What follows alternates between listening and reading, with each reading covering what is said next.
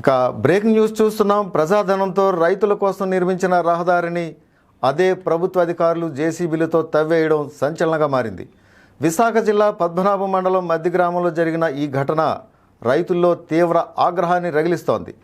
రహదారి లేక 100 ఎకరాలకు పైగా సాగు చేసుకుంటున్న రైతులకు ప్రభుత్వ నిధులతో నిర్మించిన ఆ రహదారినే తవ్వేసి ఇది రహదారి కాదంటూ ప్రభుత్వ భూమంటూ బోర్డులు పెట్టడం విమర్శలకు తావిస్తోంది.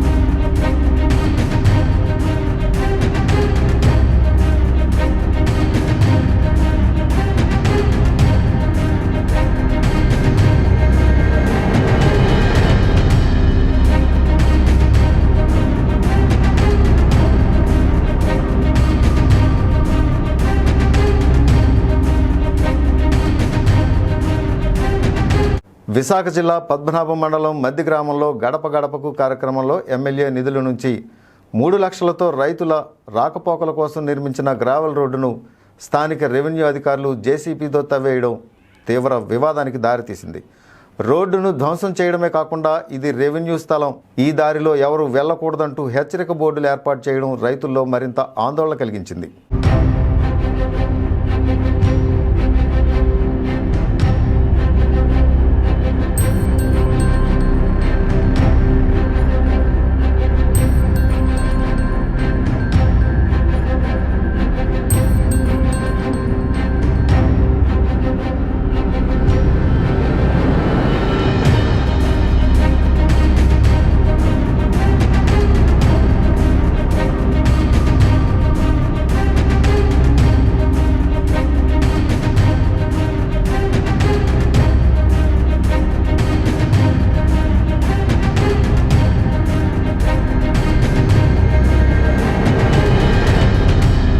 ఈ రహదారిపై ఆధారపడి సుమారు 100 ఎకరాల్లో సాగు చేస్తున్న 50 మందికి పైగా రైతులు ఇప్పుడు పొలాలకు వెళ్లేందుకు ప్రత్యామ్నాయ మార్గం లేక తలలు పట్టుకుంటున్నారు.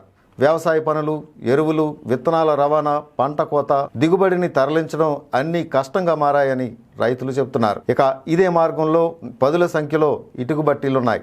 ఆ పరిశ్రమకు అవసరమైన మట్టి, ఊక, బొగ్గు వంటి సామాగ్రిని తరలించడం, తయారైన ఇటుకను రవాణా చేయడానికి ఈ మార్గం ఎంతగానో ఉపయోగపడుతోంది. ప్రస్తుతం రెవెన్యూ అధికారులు ఈ మార్గాన్ని మూసివేయడం ఇటు రైతులు అటు వ్యాపారులు తీవ్ర సమస్యలను ఎదుర్కొంటున్నారు.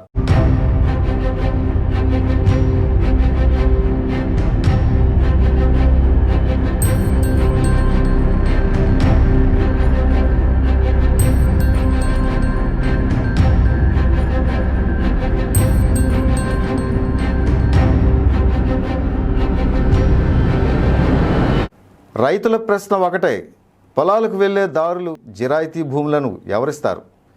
రైతులు వ్యవసాయం చేయాలా లేక దారుల కోసం అధికారుల చుట్టూ తిరగాలా అని ప్రశ్నిస్తున్నారు.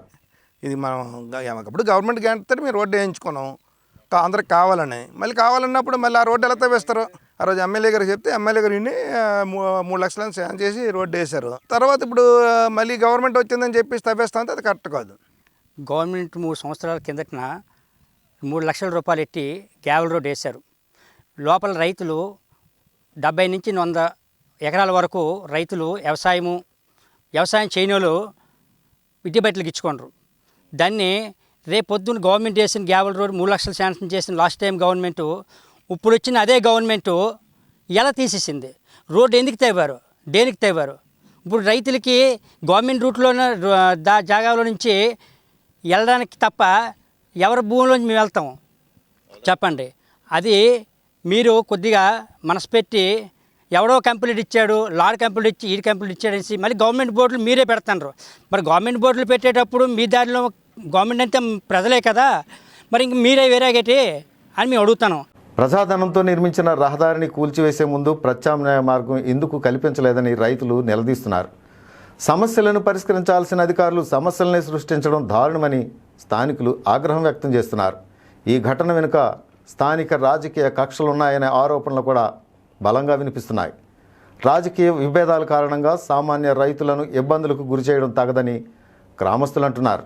రైతే దేశానికి వెన్నుముక అని చెప్పే ప్రభుత్వ వ్యవస్థ అదే రైతును పొలానికి వెళ్ళనివ్వకుండా ఆదారినే మూసేస్తే వ్యవసాయం ఎలా సాగుతుందనే ప్రశ్న ఇప్పుడు మధ్య గ్రామంలో మార్మోగుతోంది. అధికారులు వెంటనే స్పందించి రైతులకు ఇబ్బందులు తొలగించేలా రహదారి సమస్యకు శాశ్వత పరిష్కారం చూపాలని బాధిత రైతులు డిమాండ్ చేస్తున్నారు. ఆ తవ్వేసింది గవర్నమెంట్ ల్యాండే, ఆ ల్యాండ్ అయితే గవర్నమెంట్ ల్యాండే. కాకపోతే ఇది అంతా గవర్నమెంట్ వేసి గవర్నమెంటే తవ్వేయడం అది బాధాకరంగా ఉంది. రైతులకి ఉపయోగపడేది కాబట్టి అంతకు మించి ఇంకేం లేదు. మనం బాధపడుతున్నాం. ఆలే వేసి ఆలే తవ్వేస్తారు. ఇప్పుడు రైతులకి ఈ రోడ్డు లేకపోతే మరి లోపల నుండి పంట అంతా ఎలాగ బయట కొట్టుకెళ్తాం. దాని గురించి ఆ రోడ్డు కావాలని మనం కోరుతాం. వాళ్ళు కంప్లీట్ ఇచ్చి ఇది బంజరు భూమి తీసేస్తామని వాళ్ళు అంటున్నారు. మా రైతులను కూడా మా సొంత ల్యాండ్లోనూ మేము కూడా ఇచ్చి రోడ్డు వేయించుకున్నాం. ఆ బంజరు భూమి కొద్దిగా పడింది. ఆ గవర్నమెంట్ ఆ కొద్దిగా ఏట్టుకోకపోతే రైతులు అందరం నోపడి నుండి వాళ్ళు అందరం ఏటవ్వాలి, బయటికి వెళ్ళగలుగుతాం.